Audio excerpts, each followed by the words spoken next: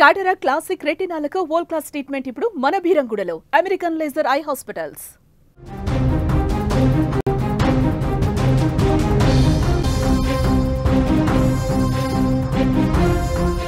College వయసులో పుట్టిన ప్రేమతో జీవితాంతం కలకాలం హ్యాపీగా బతకాలనుకున్నారా ఇద్దరు.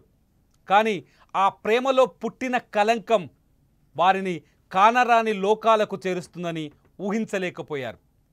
ప్రేమిస్తే ధైర్యం ఉండాలి, ఆ ప్రేమను నిలబెట్టుకునే శక్తి ఉండాలి. ప్రేమిస్తే పోరాడే గుణం కూడా కావాలి, పోరాడి జయించాలి. కానీ గోపికృష్ణ, లక్ష్మీ ప్రియాంక అలా చేయలేకపోయారు. తల్లిదండ్రులకు భయపడి, పెద్దలకు భయపడి, పెద్దల నిర్ణయాలకు భయపడి, పెద్దల ఆలోచనలకు లొంగిపోయి, పెద్దల మాటలకు బెదిరిపోయి తమ ప్రాణాలని ఇద్దరూ రైలు పట్టాలకు బలిచ్చారు.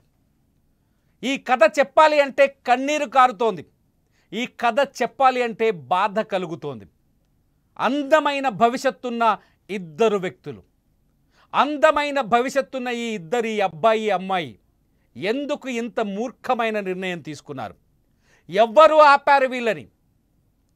స్వేచ్ఛగా జీవించకుండా అడ్డుకున్నది ఎవరు వీళ్ళని? స్వేచ్ఛగా జీవించకూడదని అడ్డుకట్టలు వేసింది ఎవరు వీళ్ళకి? ఏ ఆలోచన లేకుండా క్షణికావేశంలో తీసుకున్న నిర్ణయంతో ఈ ఇద్దరు ఇప్పుడు ప్రాణాలతో లేరు. ఈ ఇద్దరు తమ ప్రాణాలని కోల్పోయారు. రైలు పట్టాల మీద శవాలై తేలారు. పల్నాడు జిల్లాలో జరిగిన ఈ సంఘటన, పల్నాడు జిల్లా మేడికొండూరు మండలంలో ఉన్న రైలు పట్టాలపైన దొరికిన వీళ్ళ శవాల కథలోకి వెళితే నిజంగా బాధ కలుగుతుంది. గోపికృష్ణది పల్నాడు జిల్లా ముప్పాళ్ళ మండలం దమ్మలపాడు విలేజ్. గోపికృష్ణది. ప్రియాంకది వచ్చేసి, లక్ష్మీ ప్రియాంకది వచ్చేసి తెనాలి మండలం తెనాలి మండలం అత్తోట. ఈ ఇద్దరు పేరేచెర్లలో ఈ ఇద్దరు పేరేచెర్లలో హాస్టల్లో ఉండి చదువుకుంటున్నారు. అక్కడున్న ఎన్ఆర్ఐ ఐటీ కాలేజీలో బీటెక్ చదువుతున్నారు. ఇద్దరు బీటెక్ చదువుతున్నారు, ఒకే చోట కలిసి చదువుకుంటున్నారు.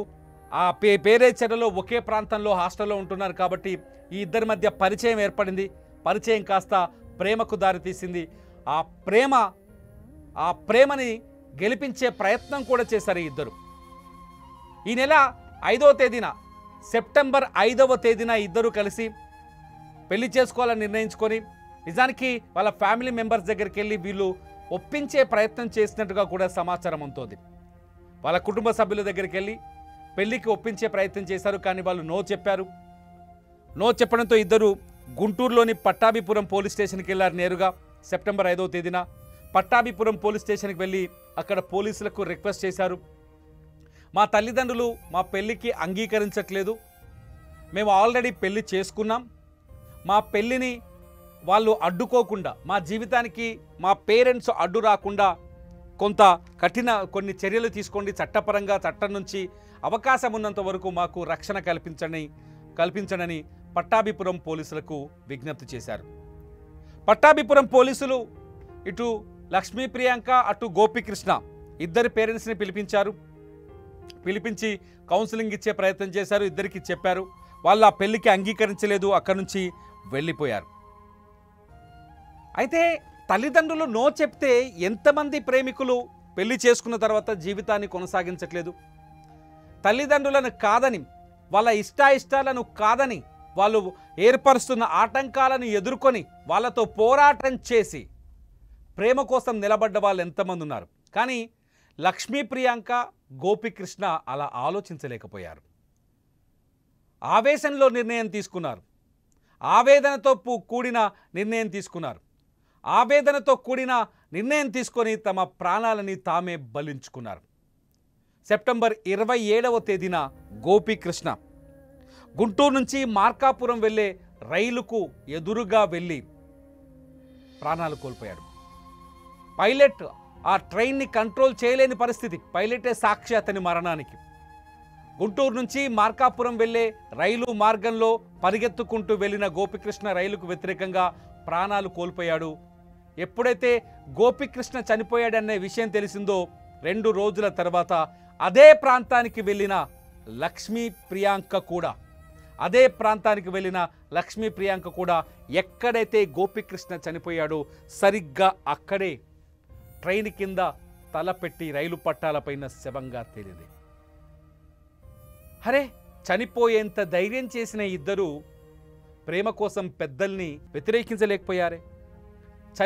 చనిపోయేంత శక్తివంతమైన నిర్ణయం తీసుకునే ఇద్దరు ప్రేమ కోసం కుటుంబ సభ్యులని ఎదురించి నిలబడలేకపోయారే.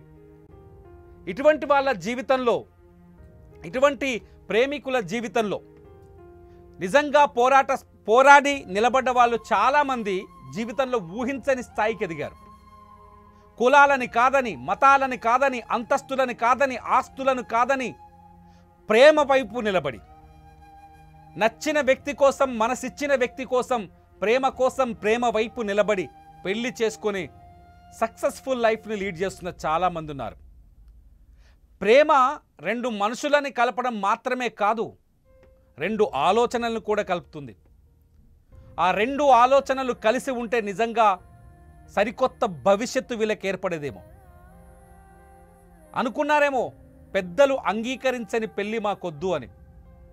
పెద్దలు అంగీకరించని పెళ్లిని, జీవితాన్ని మేము ఎంజాయ్ చేయలేమో, లేకపోతే జీవితంలో పెద్దలు అంగీకరించని జీవితంలో మేము ఉండలేమనుకున్నారేమో. పాపం ఈ అమాయకులైన ఈ ఇద్దరు గోపికృష్ణ, లక్ష్మీ ప్రియాంక అన్యాయంగా ప్రాణాలు తీసుకున్నారు.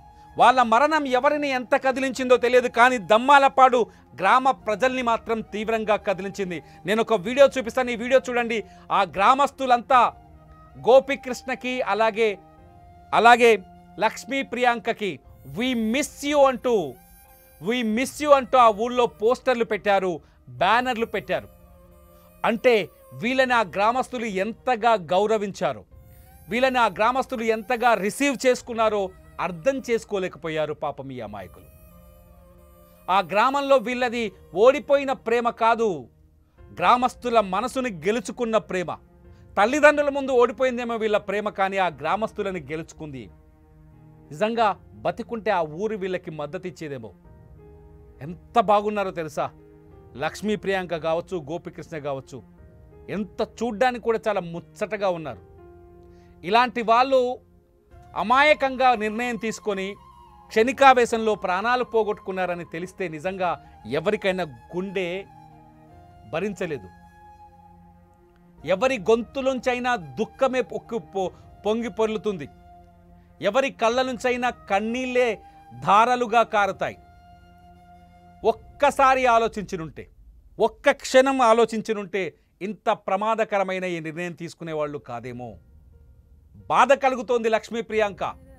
నిన్ను గుర్తు చేసుకుంటుంటే, నీ గురించి తెలుసుకుంటూ ఉంటే బాధపడుతోంది గోపికృష్ణ మనసు. మిమ్మల్ని గుర్తు చేసుకుంటుంటే, మీ గురించి తెలుసుకుంటుంటే మీ ఊరంతా ఇవాళ కన్నీరు పెట్టుకుంటోంది. మీరు బతికుంటే మిమ్మల్ని ఎంతో గొప్పగా, అభిమానంగా చూసేదేమో. చూడండి మీ ఊరంతా ఎలా మీకోసం ఎదురు చూస్తుందో.